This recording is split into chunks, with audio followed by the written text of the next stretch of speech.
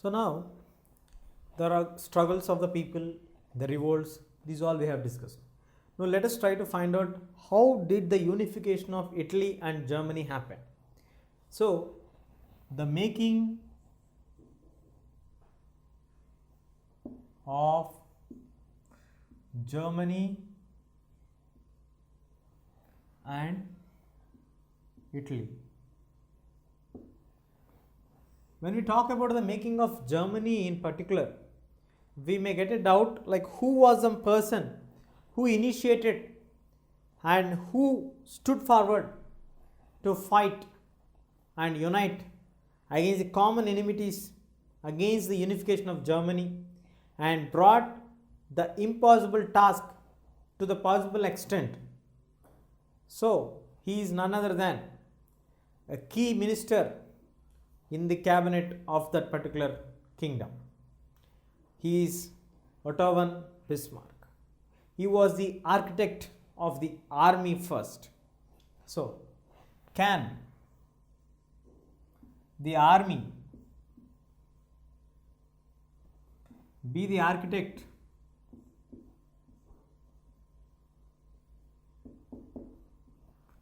of the unification?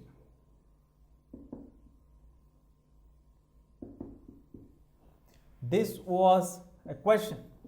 Can the army be the architect of the unification of a nation? How is it possible? We need leaders to fight. We need people to get together. But how can the army strength make a nation to become together? This was a question which was raised when initially Otto Bismarck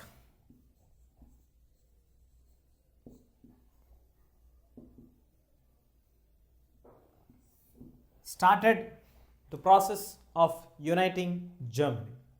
So the process of uniting of Germany was not an easy task. It was a very difficult task. The troubles or the problems or the hurdles for the unification of Germany are: we have some parts of Germany under the control of Austria. Then we need to unite north and south parts of Prussia.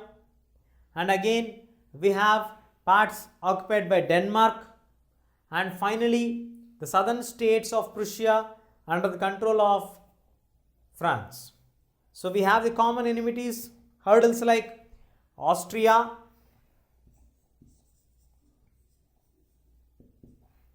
then we have France and Denmark.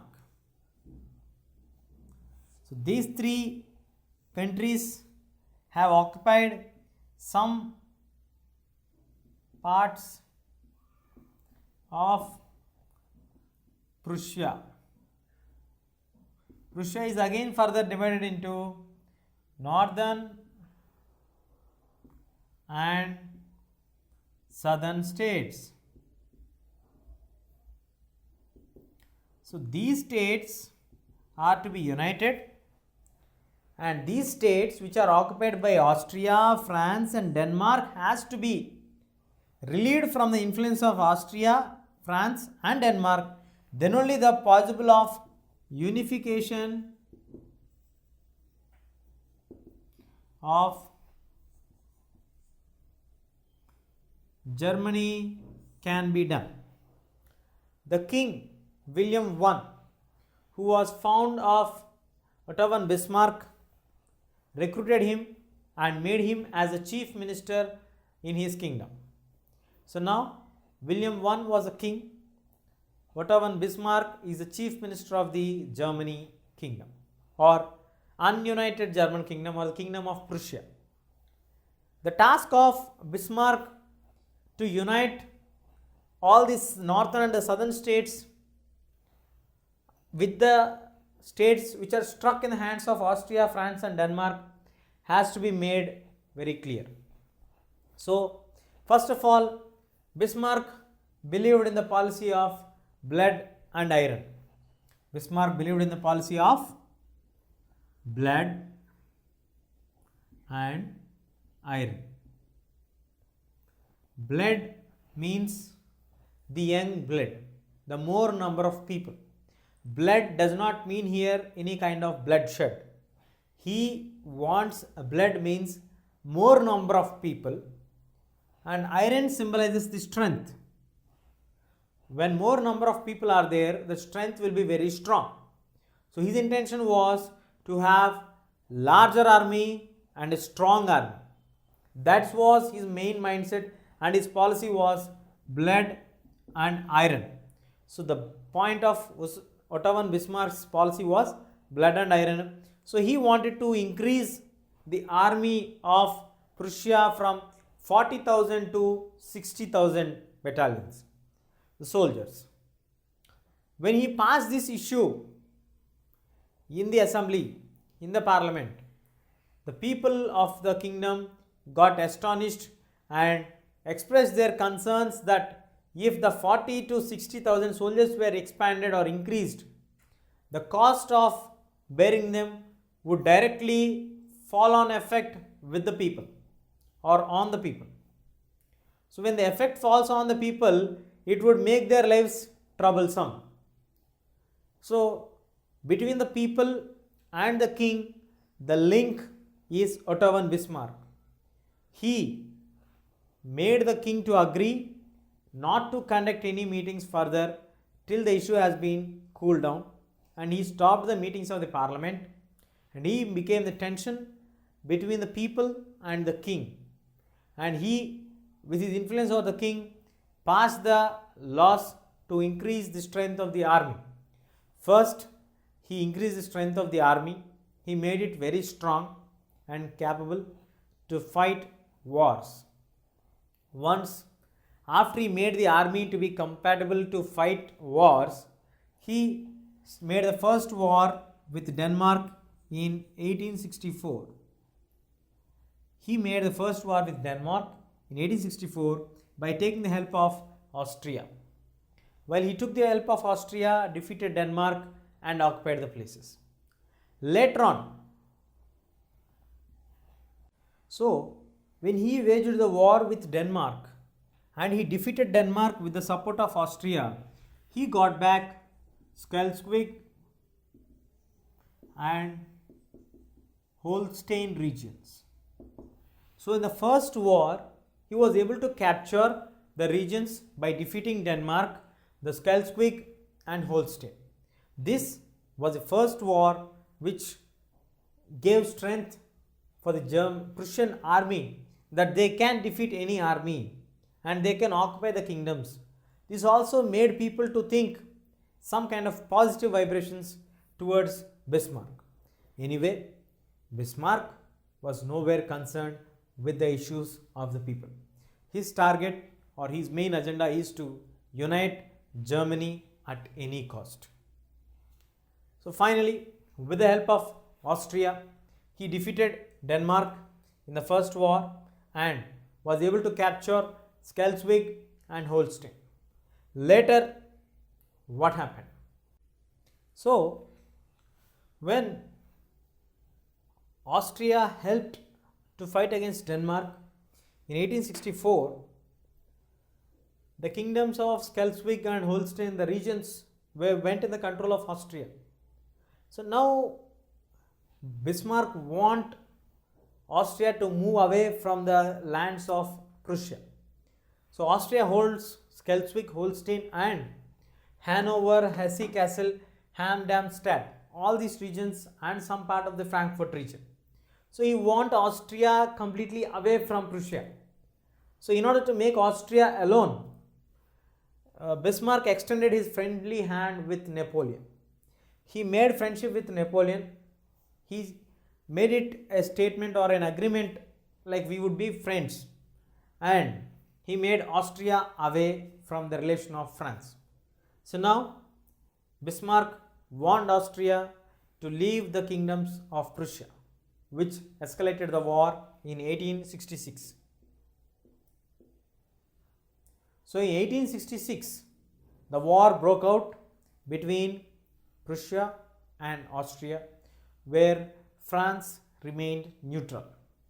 So during that time, Austria was completely defeated with a very huge army, and could not get any support in time, and finally Austria was defeated and the entire regions of Schleswig, Holstein, Hanover, Hesse-Kassel and Darmstadt were completely taken over control by the Germans or the Prussians.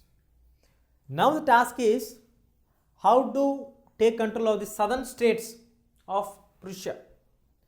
The problem is southern states are not occupied by anybody.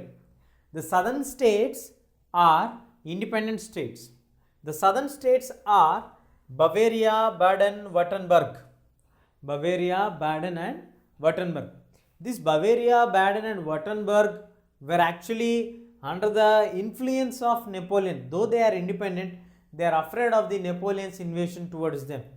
So if they were been ascended or been associated with the Prussia, they are afraid that Napoleon might attack our kingdoms. So now Bismarck want a war with Napoleon. Till yesterday, Napoleon want to maintain friendly relations in order to eliminate Austria and make it a singular in the game. Now he want a war with France in order to complete the unification of Germany. So in 1863, Isabella, who was ruling Spain, she was removed, and King Leopold, who was very close relative of William I, the King of Prussia, was invited to take over that one. But as Isabella was a relative or far off relative of Napoleon, Leopold rejected to take over the control. So now, though he rejected that time, Napoleon want a strong promise from the King of Prussia saying that we would not intervene or any of our family members would not step over to take the throne of Spain. He want it as a promise. This was a right moment for which Bismarck was waiting. Actually, the King of Prussia was out of the town, the capital town. Then the message reached to Bismarck because obviously he is the chief minister. He was the first person to be intimated about the concerns which was raised from the other emperor. So when the concern was raised by the other emperor, Bismarck, instead of sending the message to the king, he replied it back on the name of the king in such a way that it raised the anger between the French people and the German people or the Prussian people. So finally, this resulted in another war in the year 1870. The war with France. So in 1870, a huge war broke out, and finally Bismarck was able to defeat the French huge Napoleon army, and Napoleon surrendered after a 6 months continuous war. So with this, the southern states were freed from the influence of Napoleon, and the unification of Germany was declared in 1871.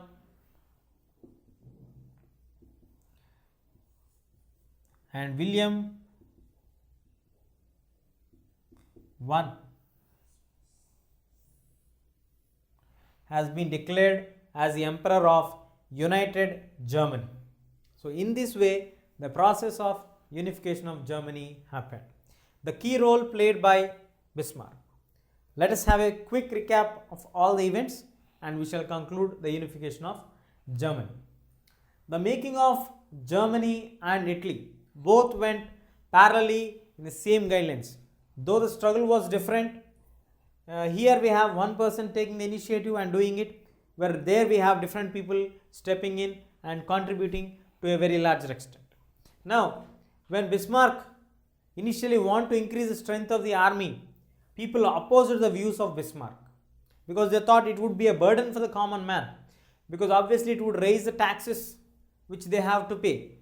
But as he believed in the policy of blood and iron, he made the issue very clear, used the parliament, strengthened the army, waged wars tactically, using the situations, making friendly relations, breaking the relations, occupied the regions. First, he eliminated Denmark from the map of Prussia, by making friendship with Austria and took over the controls from Denmark to Austria. Then next, he eliminated Austria from the scene by taking the help of France to maintain France to be neutral. Later, he uses the issue in Spain, then he escalated the war in 1870 and he eliminated France from the influence of Prussia. And finally, in 1871, after he was victorious in the three wars, he was able to successfully unite the Germany and declare King William I as the Emperor of United Germany.